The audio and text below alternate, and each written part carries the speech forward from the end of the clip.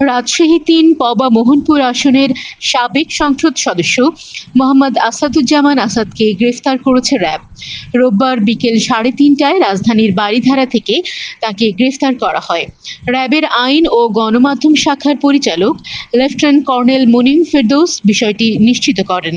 তিনি বলেন, গত ১৯ জুলাই বৈষম্য বিরোধী ছাত্র আন্দোলন চলাকালীন ছাত্র জনতার উপর হামলা ও আক্রমণের ঘটনায় দায়েরকৃত মামলায় রাজশাহী-৩ আসনের সাবেক সংসদ সদস্য আসাদুজ্জামান আসাদকে গ্রেফতার করা হয়েছে। আসামিকে রাজশাহীর বোয়ালিয়া থানায় হস্তান্তর কার্যক্রম প্রক্রিয়াধীন রয়েছে। র্যাব ৫ এর অধিনায়ক লেফটেন্যান্ট কর্নেল ফিরোজ কবির বলেন, সাবেক সংসদ সদস্য মোহাম্মদ আসাদুজ্জামান আসাদকে রাজশাহীতে আনা হচ্ছে। তার নামে ৫ আগস্ট ছাত্র জনতার গণ অভ্যুত্থানে নিহত শিক্ষার্থী আবু রায়হান ও সাকিব আঞ্জুম হত্যাসহ বেশ কয়েকটি মামলা রয়েছে।